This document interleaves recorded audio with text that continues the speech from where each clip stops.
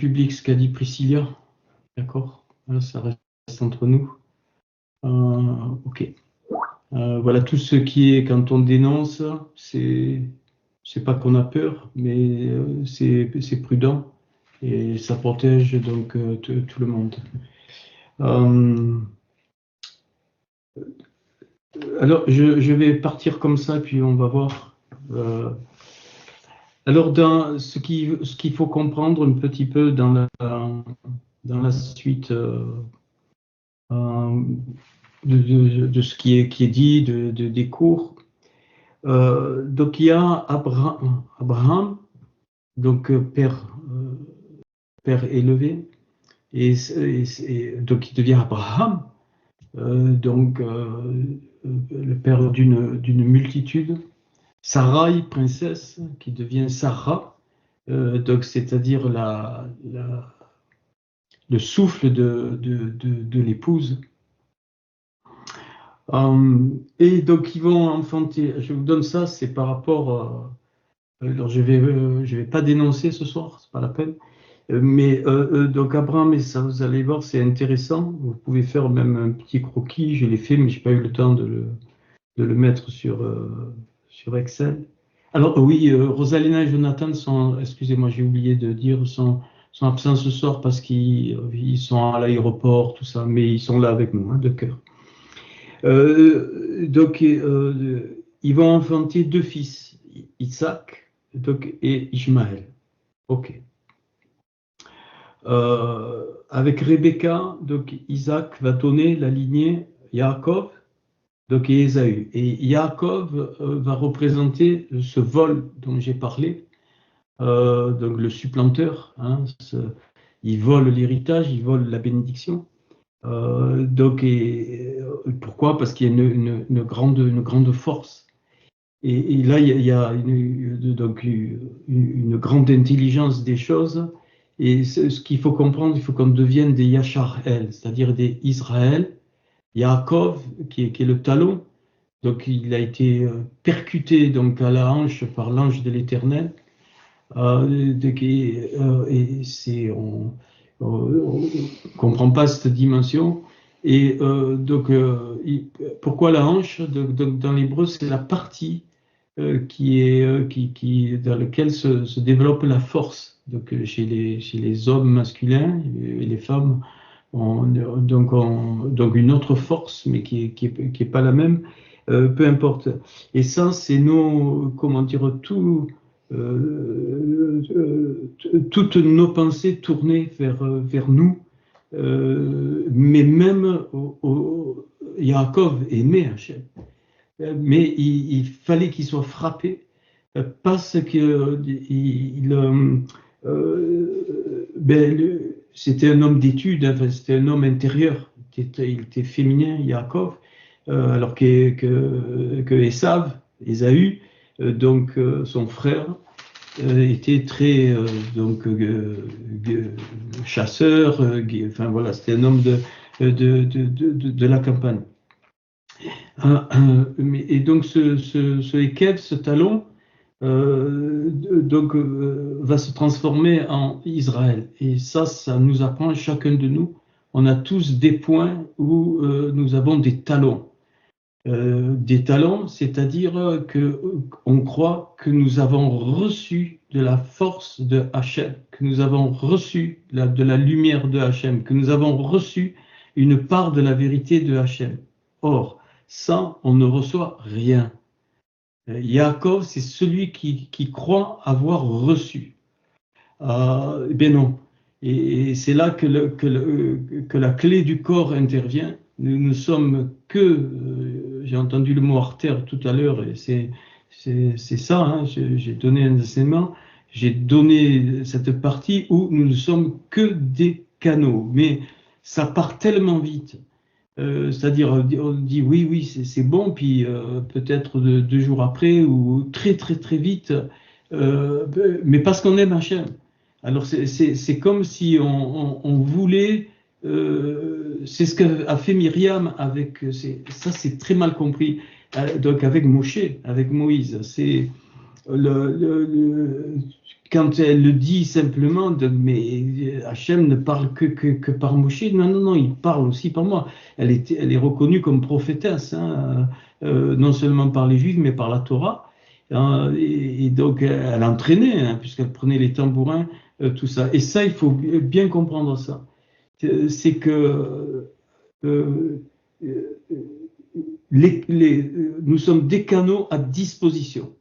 Et ce qui coule au travers de nous ne nous appartient pas. Ce qui coule de Hachem au travers de nous ne nous appartient pas. Et ça, c'est très difficile dans le sens. Pourquoi? C'est parce que comme Hachem nous a fait un canal particulier, c'est comme dans un système, c'est construit, il y a des boutons, tout ça. Mais une partie du système, il est fait pour ça. Donc il va être toujours, comment dire, pas utilisé dans le même sens, mais il va avoir toujours cette fonction. Et la clé, le danger, c'est ça, c'est que pense que le canal a toujours cette fonction parce qu'il a été construit pour ça, on s'y attache et on peut s'accaparer. Et donc tout à l'heure, ça a été dit, hein, donc on s'accapare rien. Ces trois pierres, par exemple, l'autorité. Personne n'a autorité. Personne. Ça n'existe pas dans le plan de Hachem. L'autorité, elle appartient à Hachem et c'est lui qui la dispense. Même les autorités négatives, c'est lui qui fait descendre pour ses fins par rapport à tout l'ensemble. Il faut bien comprendre que ce soit des hommes politiques, des rois, des tyrans, ça c'est dans la vision globale, qui fait couler des choses négatives, il les permet pour toujours, c'est par rapport à son peuple, donc par rapport aux Juifs, mais aussi par rapport à nous. La royauté, c'est pareil, on ne touche pas, notre identité, j'allais dire, ne nous appartient pas. C'est le cœur qui nous appartient. Et c'est pour ça que le cœur doit être humble pour que notre identité puisse, que n'as-tu que tu n'aies reçu. Hein, c'est un verset explicite. Après, bien sûr, il y a donc, et ça donne ça va donner une dimension du corps. Hein, on a besoin les uns des autres, d'où la parole de Yeshua, aimez-vous les uns les autres, c'est dans ce sens, c'est-à-dire ne va pas essayer de prendre une identité, pas de prendre parce qu'on ne peut pas, mais de copier une identité de quelqu'un d'autre, parce que non seulement tu vas souffrir, mais tout le corps va souffrir, ainsi de suite, ainsi de suite. Bon, et la divinité, donc on sait, bon, c'est même pas la peine de faire un dessin. Ça, c'était le problème de Yaakov. Et il faudra qu'il soit frappé. Donc cette partie de la hanche qui représente ça pour devenir Israël, Yachar El, c'est-à-dire la droiture de El. La droiture de El, ça veut dire que Yaakov va être au fil à plomb avec son étincelle qui est ou ses étincelles, peu importe, qui est de la part de Hachem. Et donc, on doit revenir au fil à plomb. En dehors de ce fil à plomb, ça va donner des perturbations. Donc, Yaakov devient Israël. Donc, et Israël, c'est la part donc, Yaakov va donner le judaïsme, même orthodoxe, enfin, dans la globalité. Quand je dis judaïsme, je n'attaque pas du tout les juifs, au contraire. Hein. Et puis, son frère Ésaü, va donner l'idolâtrie donc de ce qu'on connaît, c'est l'exil de Rome. J'essaie de ne pas prononcer. Ésaü, on sait, il va comprendre que son père Isaac, donc là vous avez les Jacob, vous avez Ésaü, que son père donc n'aimait pas. Donc les femmes qu'il avait prises, vous trouvez ça dans Genèse 36. Et donc,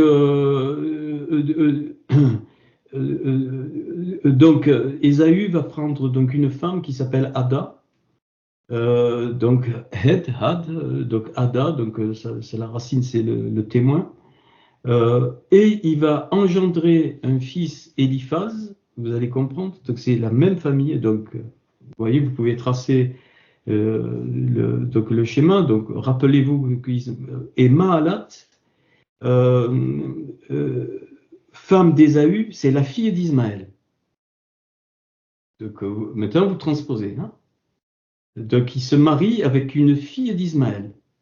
Ok, après vous transposez parce que je voudrais que ce cours soit sur la chaîne.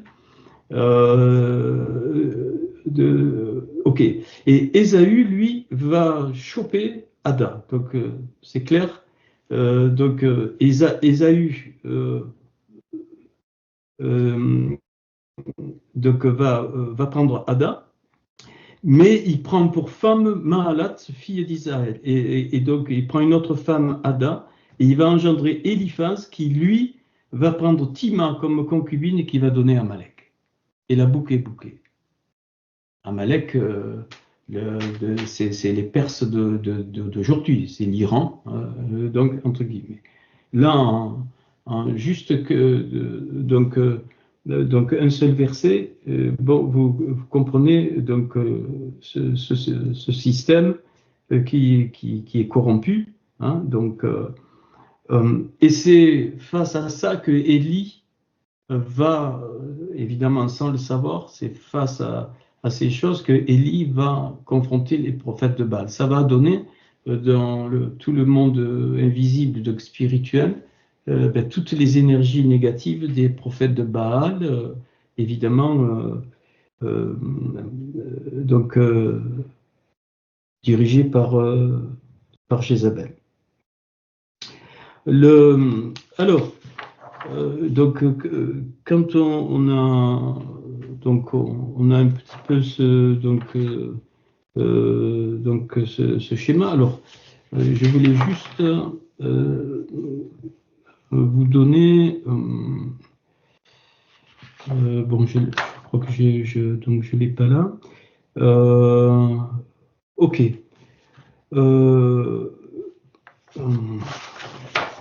Excusez-moi, il faut que je retrouve les. Je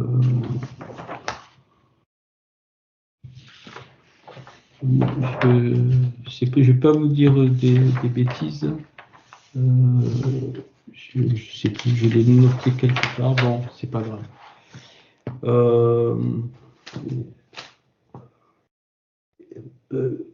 Donc, et de ça, donc on voit hein, que Akab était fils de Zimri, je crois, donc qui était un roi et qui sort de cette lignée. Mais j'ai plus je retrouverai l'exactitude de la lignée de Akab et de Jézabel. Ok, mais enfin, en deux mots, donc c'est donc quelqu'un a changé. Non, vous pouvez remettre. Désolée, c'est moi qui ai touché, je crois. Ouais, on peut remettre comme avant, je sais plus. C'est quoi? C'est Grande galerie. non, ça c'est affiché grande galerie. C'est pas grave. Désolée. Et non, donc il y a pas de problème. Donc juste, j'ai noté les détails quelque part, mais je sais plus où ils sont, donc je ne veux pas vous dire de bêtises, mais vous allez le trouver très facilement. Donc juste qu'il va y avoir donc, face à Élie par les prophètes de Baal et Ashtaroth, donc les Ashtara, donc Astarté, il va y avoir cette concentration d'énergie négative qui sortent de là. Donc Yaakov, je ne dis pas Israël exprès, donc Yaakov, donc Ésaü, donc Ismaël qui va donner la lignée d'Amalek. Donc c'est les trois choses négatives auxquelles il va se confronter.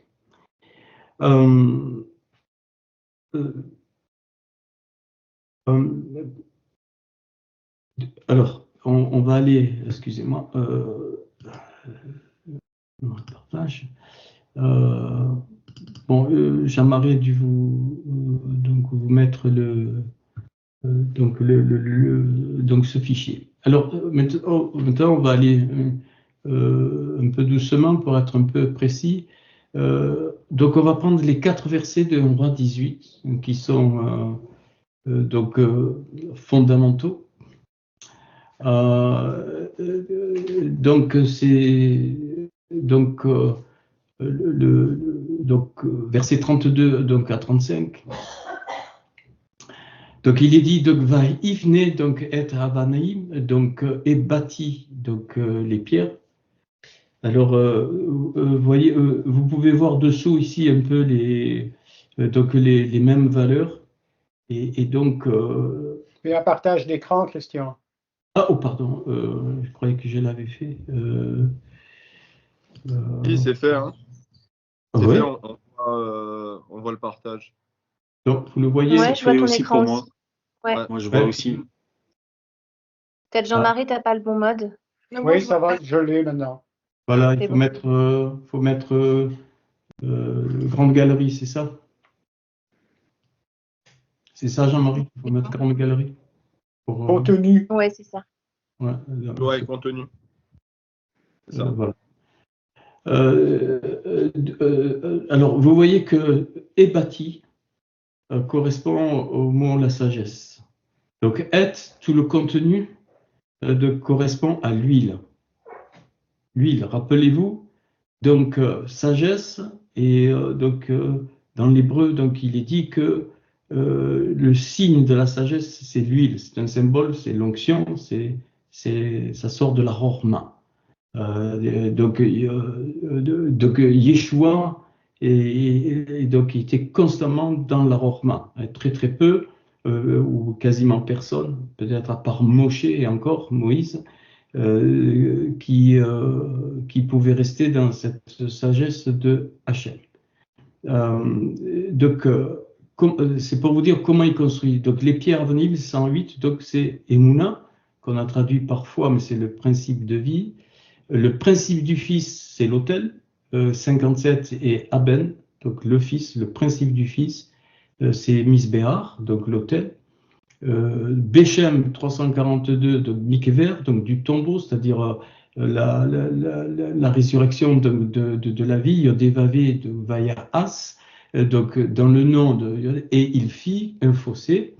Donc, vous voyez, Vayahas, c'est les mêmes lettres que Yeshua, donc le salut, la délivrance, ou Yeshua lui-même, donc l'expression du Mashiach, donc pour nous. Et donc je finis par Tehela, donc le fossé. Donc qui vaut 505 et qui est une traduction de pas d'Israël, pas de l'épouse Kala, mais Kehat. Kehat ici, c'est ce qui se rassemble. Et c'est un singulier pluriel, donc Kehat. Donc ce fossé qui entoure donc l'autel, eh bien c'est le peuple de Hachem. Et là, je crois qu'on doit donc progresser, donc vraiment progresser dans le sens donc donc ces vrais liens entre nous d'amour qui forment un fossé protecteur par rapport donc à l'autel. Donc et il est dit, alors si je traduis, donc Kevet,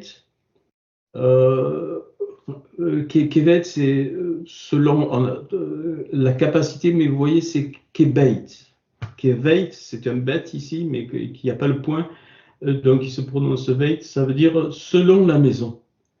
Donc le fossé, mais qui avait une capacité, donc une maison. Donc c'est l'ensemble du peuple de Hachem, cette maison, ce fossé, cette maison, qui s'unissent. Donc mais la maison, c'est le signe de la plénitude de Hachem. Et donc cette plénitude, ça correspond à ce que dit Paul, quand il dit, enfin, dans Philippiens, soyez remplis de toute la plénitude de Dieu. On ne peut pas, j'ai déjà expliqué, Dieu n'a pas de dimension, rien. Ça veut dire tout ce que mon vase peut contenir dans ce pourquoi il a été fabriqué. Et donc, il lui dit, donc, 2 mesures, donc, sataïm. Et donc, sataïm, donc, ici, hein, donc, de semences, donc, zera.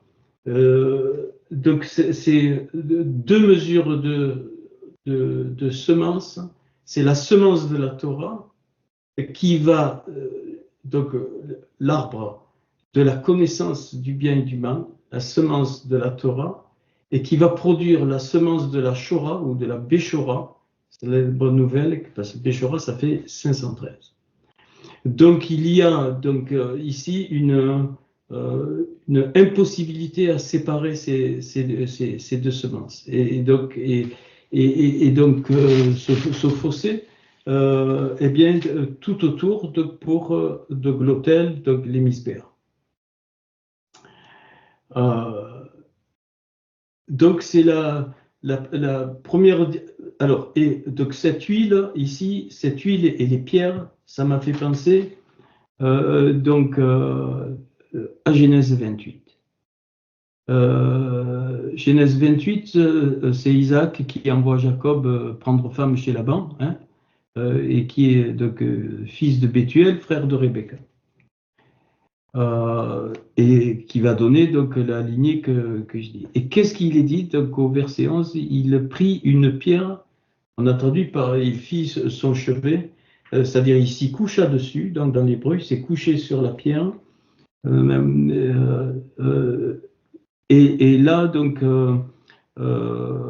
il va exprimer que, il dit exactement donc, de quoi redoutable le lieu. Et ça m'a fait penser donc au Cantique des Cantiques où il est parlé de celle qui est aimée par le roi et qui est dit qu'elle est très forte, elle est redoutable. Et je pense que nous devons pas par les efforts, mais ensemble, dans le bon sens du terme, on peut l'expliquer après, donc ce fossé, le corps, il devient redoutable.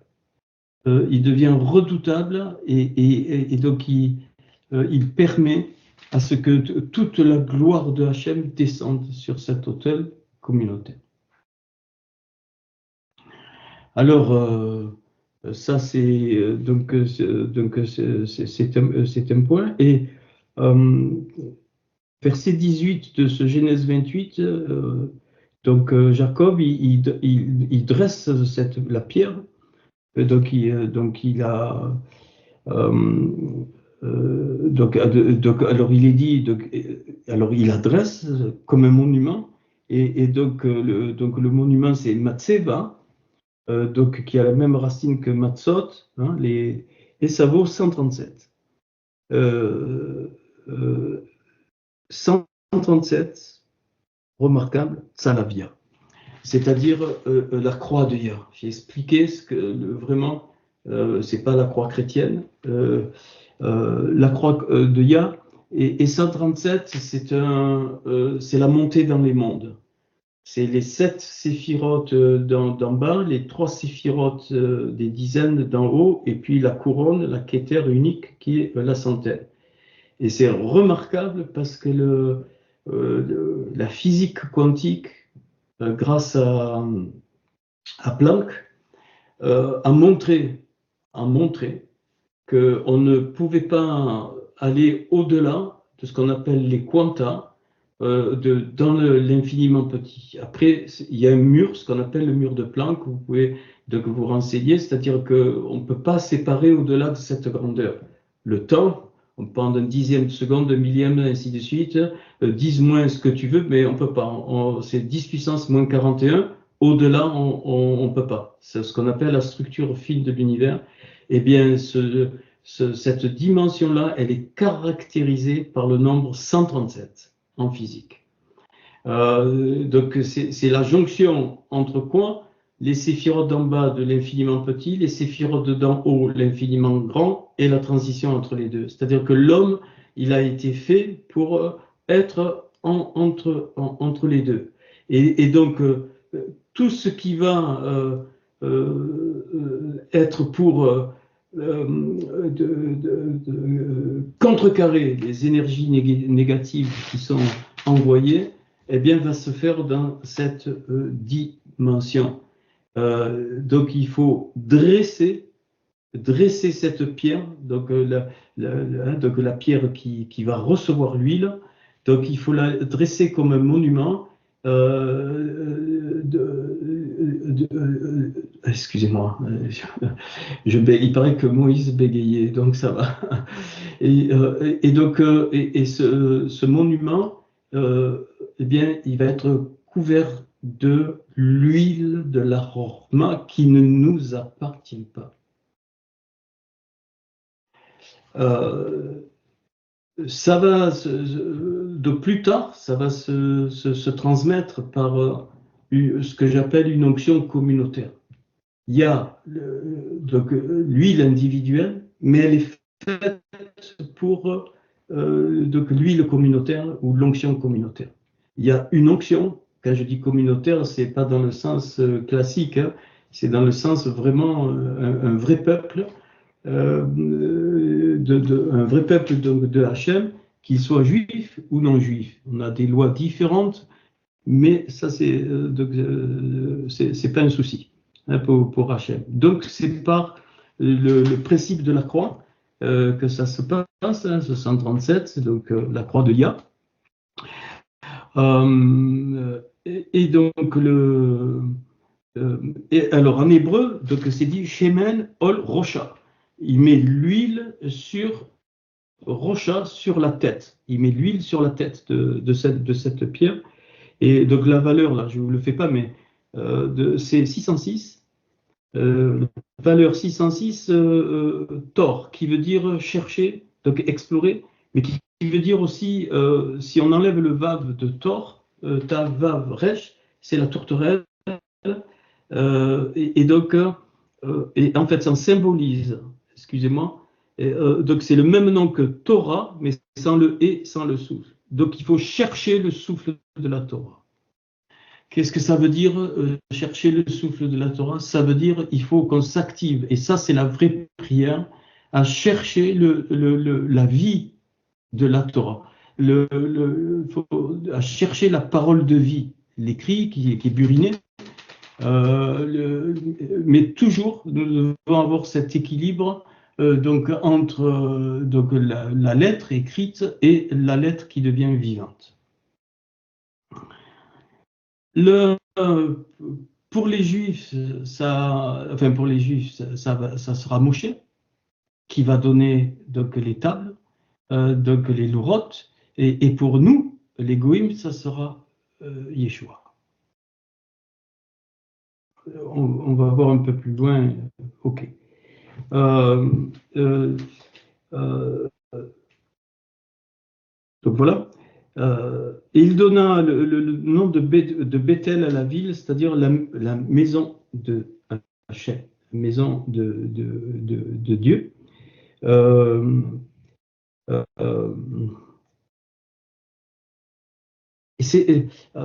Il change le nom et il est dit pourquoi on nous mentionne cette ville, elle s'appelait Luz. De Lamed Vav Zain, donc, et Alouz, alors ça veut dire amandier. D'où vous savez que le peuple est comparé à l'amandier ou l'amande, qui produit donc du lait, bon, ainsi de suite. Mais ça nous apprend. Et Alouz, donc, excusez-moi,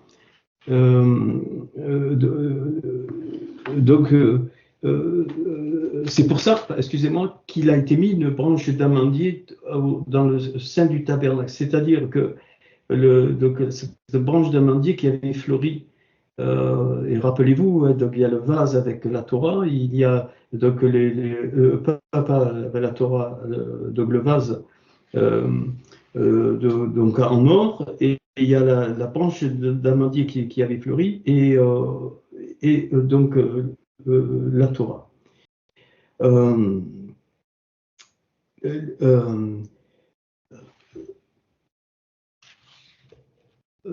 Et donc, c'est une transformation. Alors, comment je vais expliquer ça? C'est une transformation interne qui ne nous appartient pas pour que ce vase que nous sommes puisse être en relation avec l'autre vase. Mais pour que ce soit vraiment la plénitude de Hachem, il faut que nos vases soient transvasés. Jérémie 38, je crois, qui dit à Moab, tu n'as pas voulu être transvasé de vase en vase. Et c'est pour ça que Élie, quand il rencontre la veuve de Tsarfat, on a vu ça un petit peu, il lui dit, remplis les vases de farine, d'huile, tant qu'il y en a, remplis. Et ça s'est pas arrêté. C'est-à-dire, c'est le développement communautaire de chaque individu. La communauté est dans l'individu et l'individu est dans la communauté. C'est peut-être compliqué, mais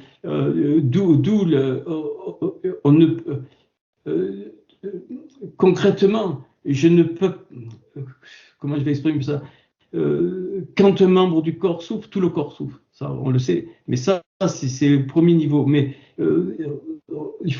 notre façon de penser doit changer à ce niveau, au niveau du corps. On n'y est pas du tout. Au niveau du corps, c'est-à-dire que chacun de vous vit. Mon corps, il a une forme physique. Je vais donner cet exemple. Chaque cellule de mon corps contient tout le corps, biologiquement. D'où on a pu trouver l'ADN, qui est unique. C'est-à-dire que le tout est représenté en petit dans chaque cellule. Il y a des milliards de cellules qui contiennent tout vos corps. C'est cette dimension-là que Élie nous présente pour être victorieux face à quoi? Le résultat des trois grandes négativités qui s'expriment par les Baals, donc les proclamateurs du moi, et par Ashtaroth, déesse de la fertilité, donc une fausse fertilité, une fausse. Donc la construction de cet hôtel est donc est fondamentale, fondamentale. Et ce misbéar, c'est l'ensemble qui est sur l'autel. Hein. Et donc, comme on l'a dit, donc ces deux semences, hein, bien, réfèrent donc à la Torah et à la Bishora. Ok. Alors,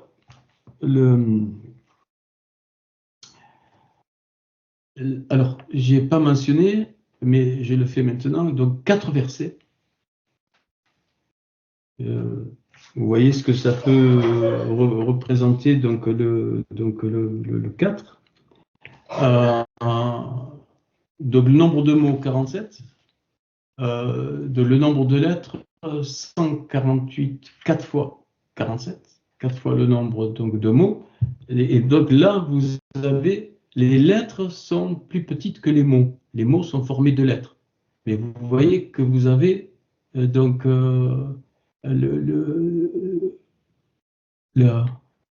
les mots qui sont formés de lettres contiennent 47, mais les lettres contiennent aussi 47. C'est tout dans le tout. Et donc ça va aller dans les 4 dimensions, hein, ces 4 dimensions de la royauté, de l'autorité, donc du service et de l'humanité. Alors, royauté, autorité, ainsi de suite, service et humanité pour l'homme. Donc ça n'a pas de rapport avec les pierres. C'est l'autorité qui passe au travers de l'homme, donc la royauté qui passe au travers de l'homme, donc il devient un service, un serviteur, c'est-à-dire un canal, donc un simple canal, mais il reste humain. Parce que si on ne reste pas humain, tu reviens pas, tu es éternel. Et la valeur de ces 4 versets, c'est 11 530. Et là, bon, je vous le donne entre guillemets en 1000. Vous voyez à quoi ça vous fait penser. 10 fois 1153, encore 10 fois 1000 plus 153, les fameux 153 grands poissons dont Yeshua donc parle. On verra donc un peu plus loin.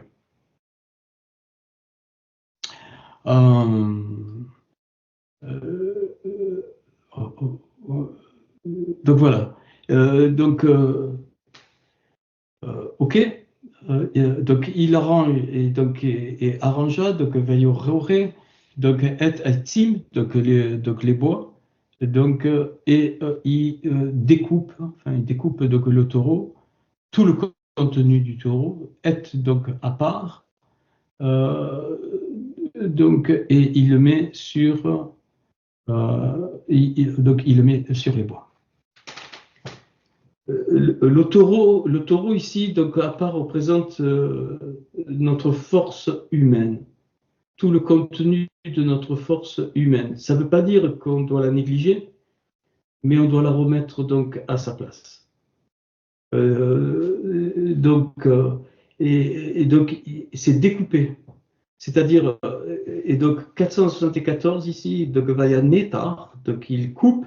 474 c'est da'at, la connaissance. Donc couper, c'est ce que quand il va au torrent, Eliaou, c'est ce qu'il fait.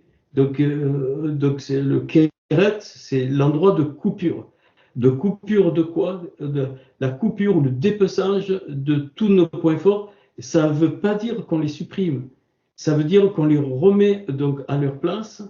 On les sépare les uns des autres. Tous les points forts qui vont être donc une entrave pour et cette séparation va permettre à la vraie connaissance de Hachem, c'est-à-dire qui va descendre par la Rorma, par la sagesse, qui va descendre par la sagesse. Et ça, c'est un travail de l'individu, mais c'est aussi en même temps du corps. Hein, donc on comprend donc Etzim, les bois, et c'est pas pour rien que Yeshua, le symbole de lui-même parfait entre guillemets, va mourir sur le bois. Et donc il va être découpé sur le bois. Tous les points, il n'avait plus rien qui attirait donc le regard. Il a été moqué au premier degré. Hein. Je prends au premier degré parce qu'après on peut aller plus loin, mais c'est pas le but.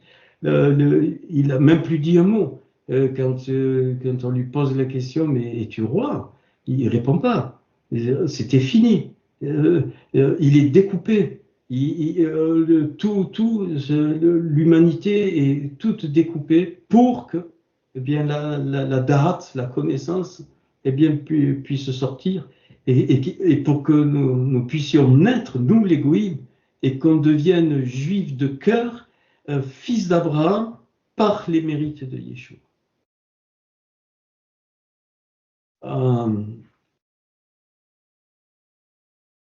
Alors c'est un passage sur. Alors retenez donc la valeur ici, donc 11 530, hein, d'accord. Donc 1153 c'est un nombre premier, le 192e, on trouve 3 fois 64. Donc, et 64, c'est relatif au Goy, au Goïm. Donc, c'est pour nous. Et quand je dis on devient fils d'Abraham, pourquoi? Parce qu'il est dit qu'en Abraham, toutes les nations seront bénies en lui. Toutes les nations. Donc, les Juifs plus les Goïm. C'est toutes les nations. Donc, voilà. Alors, ça, c'était les deux premiers versets. Je vais exprès doucement et sans trop pour les valeurs. Donc, et c'est Élie qui parle, il dit Vayomer Milou, donc remplissez Harba 4, donc Kadim, donc cruche, donc d'eau, Maïm. On verra tout à l'heure, Vihitsku est versé donc, sur le Haola. Haola, donc c'est l'Holocauste, mais si je regarde la racine, c'est la montée. C'est pour ça que c'était l'Holocauste qui faisait monter une bonne odeur, une odeur tov, donc une bonne odeur pour l'Éternel. Donc cet autel donc, sur lequel on est découpé permet de faire descendre la connaissance, et cette connaissance, donc pour les Juifs et pour les Goïms, cette connaissance nous fait monter comme une bonne odeur, comme un parfum. C'est exactement ce que Yeshua a fait dans tout son ensemble pour tout le corps. Et c'est pour ça qu'ils l'ont vu monter à la fin du livre de Luc, ils l'ont vu partentiel, c'était un symbole qu'il englobe tout, absolument tout. Donc il n'y a que lui qui a pu faire ça, donc pour monter où dans les mondes. Monter dans les mondes, mais ça ne veut pas dire être mystique ou pas du tout. Hein, ça veut dire que il n'y a plus rien, absolument rien, rien que je puisse dire, eh bien, ça, c'est à moi, je le possède. Même pas notre vie. Même pas notre vie et notre mort, entre guillemets, sur terre ne nous appartient. Rien. Mais rien. Donc même pas notre corps, même pas notre âme, puisque quand c'est décidé, eh bien le dernier souffle donc arrête.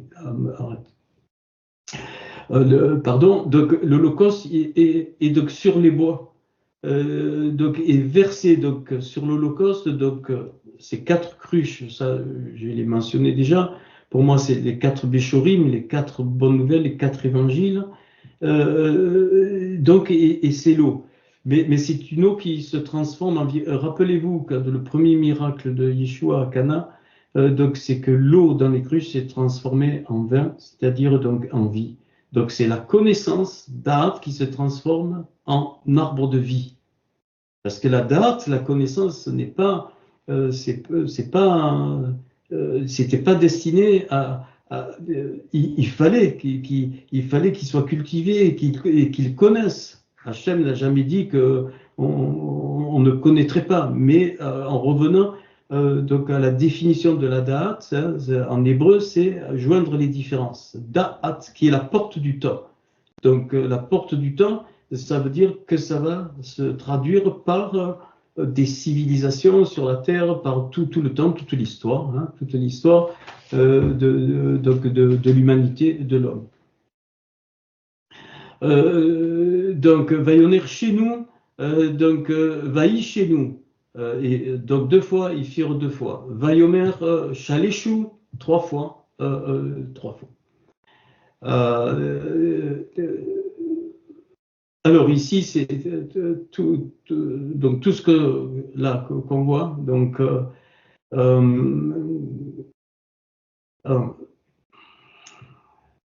alors j'explique. Donc 2 fois, c'est pour le 7, le 7 en bas qu'on a vu tout à l'heure. Donc alors il dit 2 fois et ils firent 2 fois plus donc les trois d'en haut donc et c'est dit 3 fois et ils firent 3 fois donc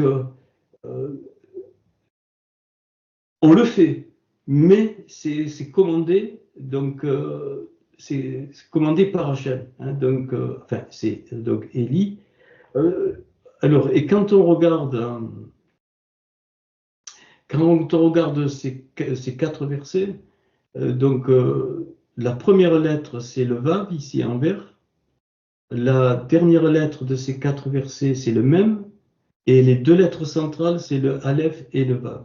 Et donc ça veut dire donc ce qui vient du Vav, Mem, Vav, Aleph, et puis Vav en haut que je vous ai montré. ce qui vient du bas. Donc ce passage c'est l'extrait de la dimension, de la dimension vivante de la Torah, et donc qui vient donc d'en haut. Ok. Donc, et à l'air les eaux, donc le tout autour, donc je ne sais pas qui m'envoie un message. Ok. Donc, Vaïroulou, c'est-à-dire donc ils allèrent, ça descend, donc tout autour pour l'autel, et aussi donc le fossé, c'est-à-dire il y a tout. Hein, ça descend sur l'autel. Donc là, on peut lire donc c'est les eaux comme les eaux d'en haut, et à l'air les eaux d'en haut, donc des mondes d'en haut qui descendent sur l'autel. Donc et aussi donc le fossé, donc la Atéala, donc tout l'ensemble, et donc et tout est rempli donc de cette eau, donc de la royauté. Bon. C'est un petit peu donc difficile il faudrait bon, je le dis plusieurs fois. Alors et en fait ici il est parlé de quoi? De la justice de la loi, de la justice de la foi qui renvoie à Romains 10. De la rigueur de la loi et de la grâce de la foi qui renvoie à Hébreux 11. Et les deux, Romains 10 et Hébreux 11, sont réunis par Jacques, chapitre 2. Alors, Romains 10, je le prends en français. Alors, je vous dis ça, c'est comme une... Après, on va donc le voir. Frère, le vœu de mon cœur, enfin, je ne peux pas tout faire. Ma prière à Dieu pour eux, il parle des Juifs, c'est qu'ils connaissent le Yeshua, la délivrance au travers de Yeshua. Je leur rends le témoignage qu'ils ont du zèle pour Dieu, mais sans intelligence, ne connaissant pas, donc le mot da'at, la justice de Dieu, et cherchant à établir leur propre justice, ils ne se sont pas soumis à la justice de Dieu, car le Mashiach, c'est la fin de la loi, pas la suppression, l'accomplissement de la loi pour la justification de tous ceux qui ont la Emouna. Et Moïse définit, en effet, Moïse définit ainsi la justice qui vient de la loi, donc de la Torah. L'homme qui mettra ces choses en pratique vivra par elle. Mais voici comment parle la justice qui vient de la Emouna. Ne dis pas en ton cœur qui montera, c'est en faire descendre le Mashiach. Alors ça, il y a c'est en faire descendre le Mashiach. Donc tu ne peux pas monter. Mais si c'est Hachem qui te fait monter, alors tu es dans l'autre cas de figure. Mais voici comment par la justice de la foi, ne dis pas en ton cœur qui montera au ciel, c'est en faire descendre le Mashiach. Ou qui descendra dans la Bible, c'est faire remonter le Mashiach d'entre les morts. Donc ça veut dire que là, Paul, il nous dit de reconnaître notre origine dans le Mashiach. Et ça, il faut beaucoup d'humilité, hein, donc pour que cet autel monte un parfum. Mais à ce moment-là, eh bien, le feu va descendre. On sait après que le feu est descendu. Donc c'est quoi le feu? C'est le souffle de Hachem. Alors, comme tout est lié, je suis obligé de dire des choses, mais bon, c'est donc, et puis Paul va parler donc du cœur, mais je veux après donc Hébreux 11, donc la grâce de la Emouna, mais pas dans le sens écoutez, donc la Emouna, c'est par la Emouna que nous connaissons, qu'on a la vraie connaissance de quoi, pas nous, que l'univers a été formé par le davar de Hachem, en sorte que ce qu'on voit n'a pas été fait de choses visibles, ainsi de suite. Et donc, Jacques 2 va résumer donc ces deux choses. Je ne sais plus le verset, je crois que c'est non, Jacques 2. Voilà. Et, donc, il dit, voilà, mes frères, ça sert à quoi de dire qu'il a Emouna s'il n'a pas les œuvres? Cette foi peut-elle lui faire comprendre le Yeshua? Nous, on a traduit, cette foi peut-elle le sauver? Si un frère ou une sœur sont nus et manquent de la nourriture de chaque jour, et que l'un d'entre vous leur dise allez en paix, chauffez-vous, ainsi de suite, il dit à quoi ça la sert-il? À rien du tout. Donc il est né ainsi de la Emouna. Si elle n'a pas les œuvres, elle est morte. Et donc Élie, les Baal et Ashtarté donnent des œuvres mortes totalement. Donc, évidemment, la maîtresse de maison, ça on l'a vu.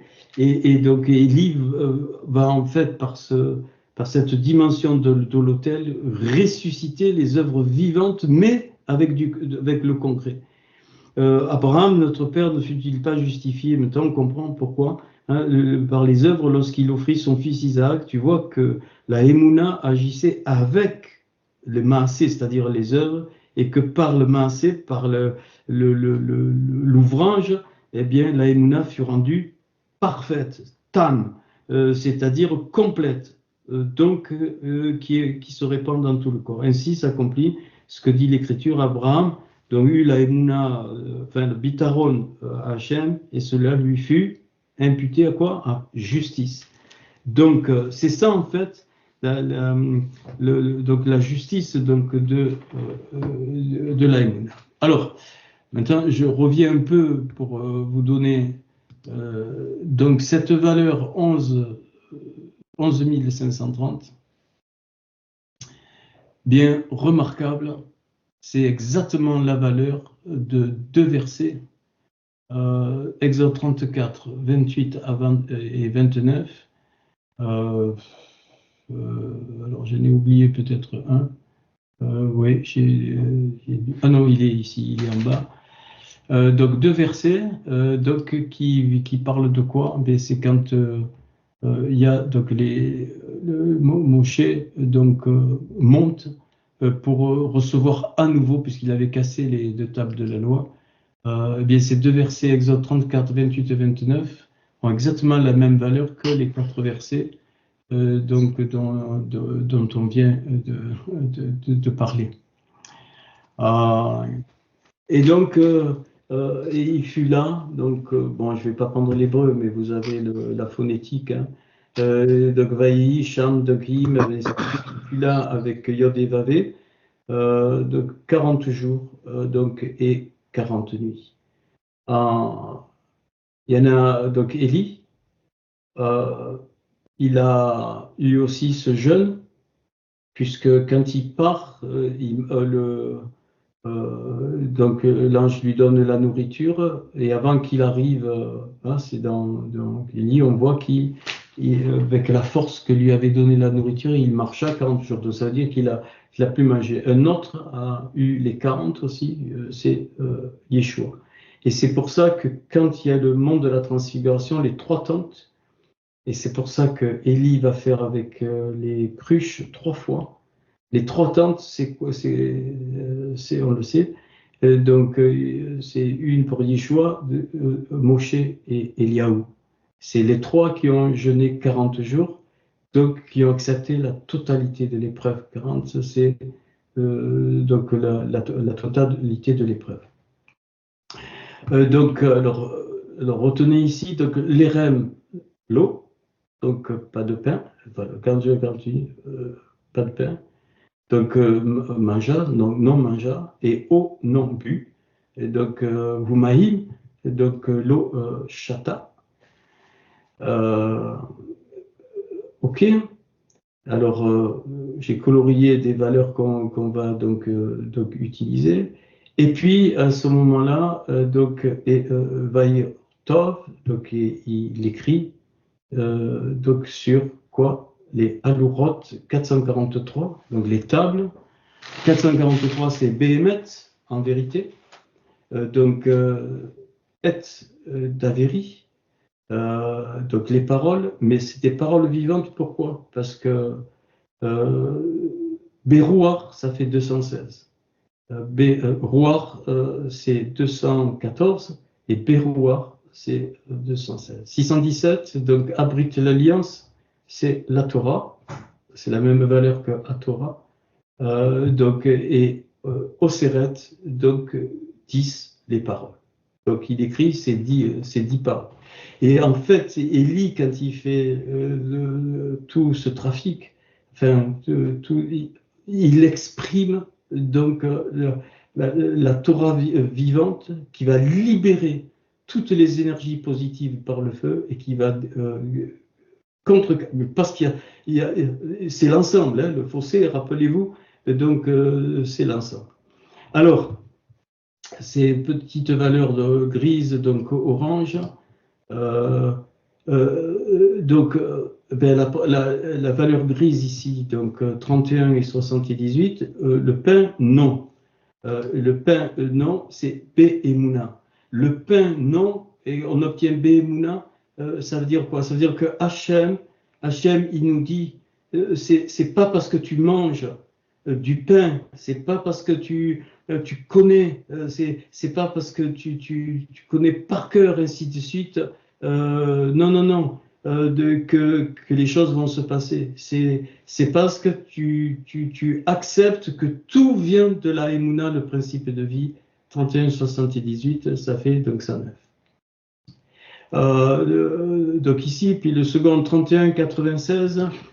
96 Hatzala. Donc le principe de la Emouna de vie, il est donné d'entrée pour tout l'univers par le principe de la croix, qui est la réunion, je l'avais montré lors d'un cours, hein, de la vérité, donc, pardon, les deux avec la Emouna, donc ça produit, donc la vérité et la Emouna, ça produit donc la lumière. Et puis, donc celui-là, alors, manger et boire. Donc, manger et boire, donc ici, hachol, donc, et shatab, et donc ça fait donc, la valeur, ici, 756. Et donc, non pain, non eau. Vous vous souvenez que donc, Yeshua, eh bien, avant qu'il meure, il dit j'ai soif. Hein, donc voilà. Et donc ça donne 756, c'est-à-dire dans la délivrance du Mashiach ou la délivrance donc du Mashiach. Voilà, j'ai. Alors, donc. Ici, bon, il faut un petit peu jongler, donc, enfin jongler. 443, je l'ai dit, c'est Béhémet, mais c'est aussi Betula, c'est-à-dire la Vierge, celle qui donc est libérée de tous les points forts du taureau, donc parle du peuple, hein, donc, et qui va libérer donc le quoi? Le 444, c'est-à-dire la mise à part, le Kadosh. Donc le dévoilement de l'étincelle du corps, en fait, donc ici. Bon, ok. Alors, puis le verset 29, et fut quand descendit donc Moshe donc du mont Sinaï, donc et 2 tables le témoignage, donc dans la main de Moïse, je fais exactement le mot à mot, donc Berito, vous voyez, ça tourne tout autour des valeurs de la Torah, donc Min, donc à de la montagne. Et ici, de la montagne, ça veut dire des mondes d'en haut auxquels on n'a pas accès. Donc, et Moïse donc, ne savait pas, donc non connaissait l'Oyada. Ça j'aime, ne savais pas. Tu vas rayonner de l'identité de Hachem quand tu ne le sais pas. Car qui Karan rayonnait, donc hors la peau de sa face, Panaïv, quand il partait, lui avec lui. Quand il partait, enfin, quand Hachem partait avec lui. Donc, Moshe rayonnait. Il rayonnait. Sa peau, elle rayonnait, mais il ne le savait pas. Et quand il a su, il a dû mettre un voile. Il a dû mettre un kissout, c'est-à-dire le kissout, c'est la même racine que le trône de Hachem, c'est le même mot. Kissé, c'est le trône. Pourquoi Parce que quand on rayonne de cette dimension, eh bien, il faut, comment dire, il ne faut pas que la lumière qui rayonne aveugle le peuple. Trop de lumière aveugle. J'ai compris ça. Et donc, c'est progressif. Et donc, il mettait un voile. Mais lui, il ne le savait pas. Et ça, c'est une leçon que, quand nous ne savons pas que nous rayonnons de la dimension de Hachem, parce qu'on on laisse couler cette identité qu'il nous a donnée, eh bien, c'est quoi? C'est les autres qui vont voir, hein, c'est le peuple qui voyait. Et donc, la peau sur son visage, c'est exactement la valeur de Hel à Yeshua, c'est-à-dire donc le Dieu de la délivrance ou le Dieu de Yeshua. Hein, ça, on peut le retraduire encore. Donc, Veki Yeshua, et donc là vous avez la démonstration Yeshua. Et en fait, quand il reçoit ces tables, les premières tables, elles étaient elles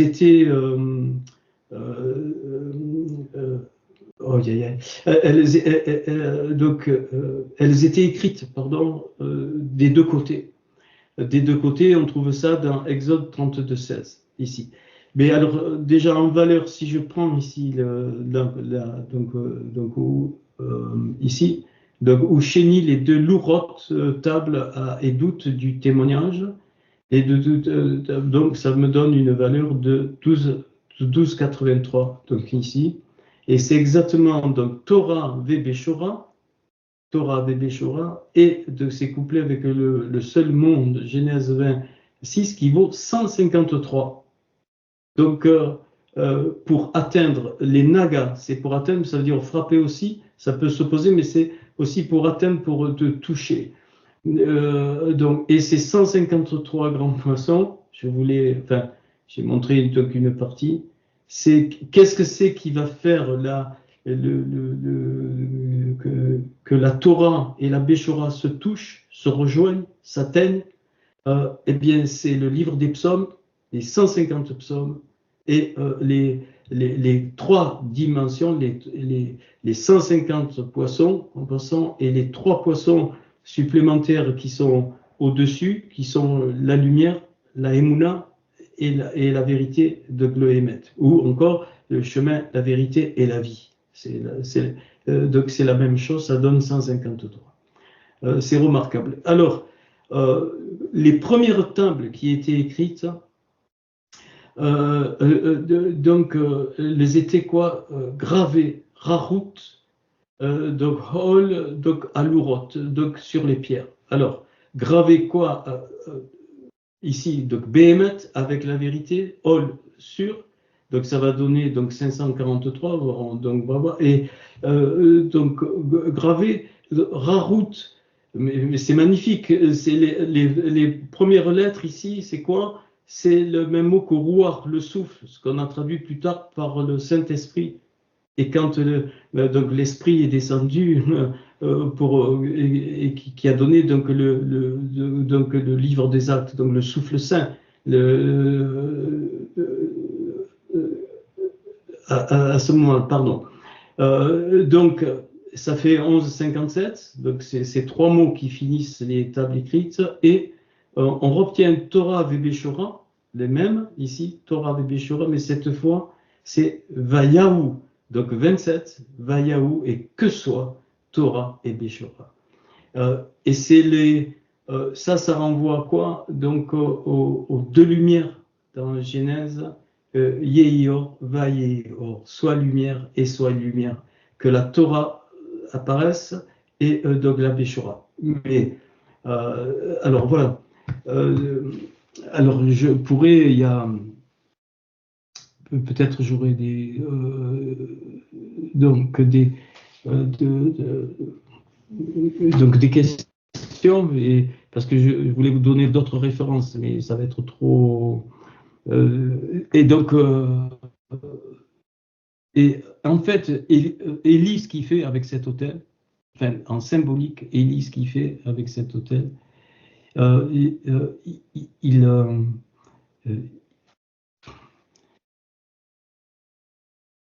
il réunit la Torah et la Béchora.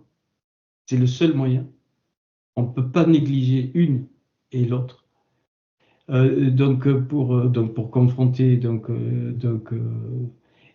les prophètes, et il proclame que c'était dès le commencement, et que soit Yahu Torah Béchora. C'est-à-dire que tout est inclus dans. Enfin, le commencement, c'est le Bereshit, le Bereshit, donc le deuxième prémisse, c'est-à-dire ce qui était de toute éternité, donc apparaît donc à ce moment-là. Donc cette histoire d'Élie, enfin cette histoire, c'est pas une histoire, c'est pour moi, enfin j'ai trouvé que c'était que c'était quelque chose de fondamental. Donc voilà. Alors je vais peut-être finir par ça. Dans Luc 4, quand la rouar, justement, mais parce que la rouar, le souffle, ça va être cet accomplissement de la Torah qui va se traduire par la Béchora. Et donc, c'est difficile à expliquer. Et dans ce Luc 4, bon, on sait les trois tentations, mais ça, je ne veux pas faire ça. Ça a été tellement. Je veux le reprendre un autre cours. Yeshua, il est rempli donc du souffle saint. Il revient d'où? Du Jourdain, du Jourdain. Il revient comme Élie. Et il fut conduit par l'Esprit donc dans le désert. Et là, il est 40 jours, il ne mangea rien pendant ces jours-là. On connaît les trois tensions, mais et de là, qu'est-ce qu'il est dit? Yeshua revêtu, on a traduit, de la puissance de l'Esprit. C'est-à-dire que Yeshua va rayonner littéralement la Torah pour les Juifs et la Béchora pour les non-Juifs. Il va rayonner. Et il ne savait pas comme Moshe qui rayonnait, enfin il ne savait pas, il est le Mashiach, hein, mais il n'a pas éclaboussé de cette grande lumière bientôt tous les peuples hein, qui sont venus. Et alors, quelque chose d'intéressant, il dit, verset 23, « Sans doute vous m'appliquerez ce proverbe, mais de 5 guéris-toi toi-même. »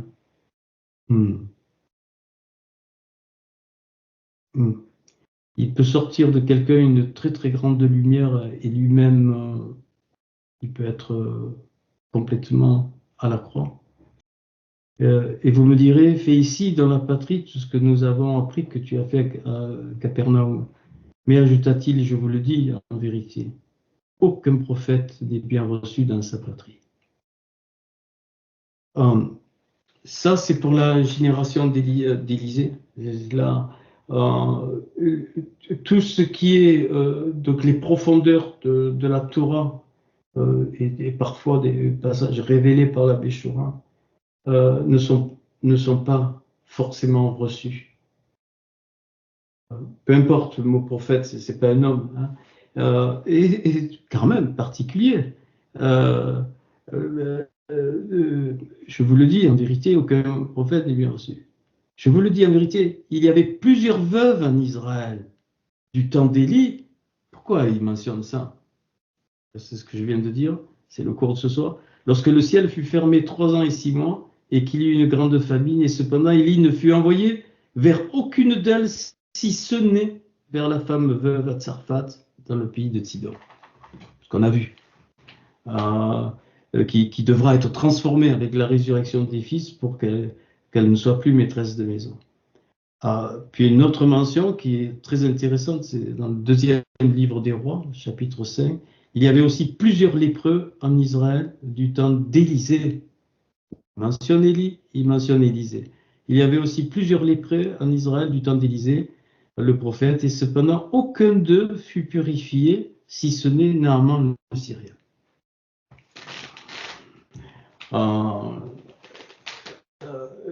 Donc,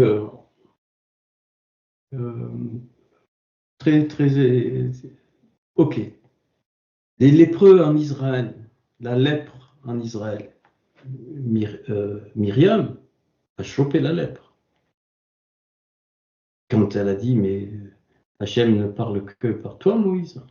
D'un coup, elle a été frappée de lèpre. Nous, on voit ça négatif. Il est dit dans... Alors, je n'ai plus pensé, je ne sais plus... dans une des lois, je ne sais pas si c'est dans le Lévitique, que si une personne est entièrement lépreuse, elle sera déclarée pure. Incroyable. C'est incompréhensible. Si la lèpre touche quelques parties, bon, ben, il faudra le sacrificateur, ainsi de suite. Mais si la lèpre est tout entière, elle sera déclarée pure. Ça veut dire quoi? Ça veut dire que si la personne est entièrement lépreuse,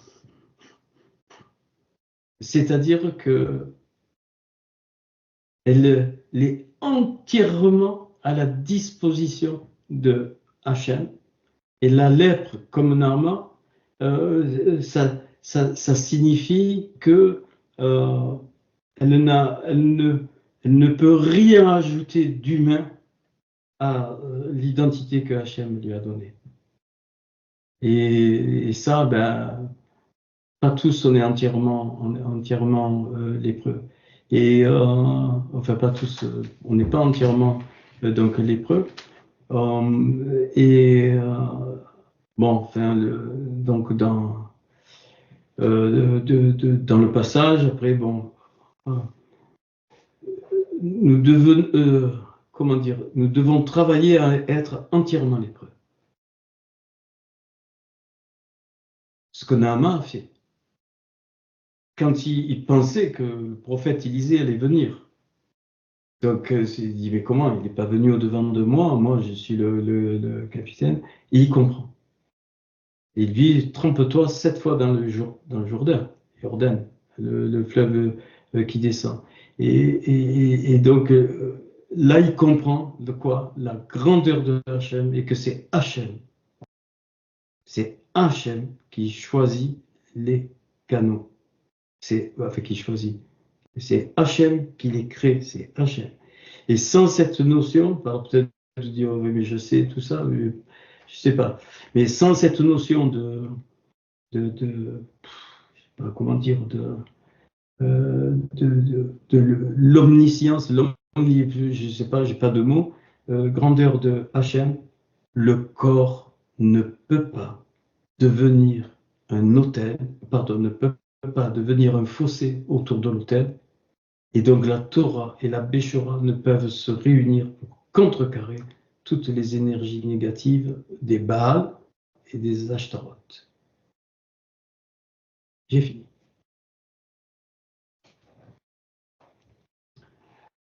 21h40, on a le temps de quelles questions?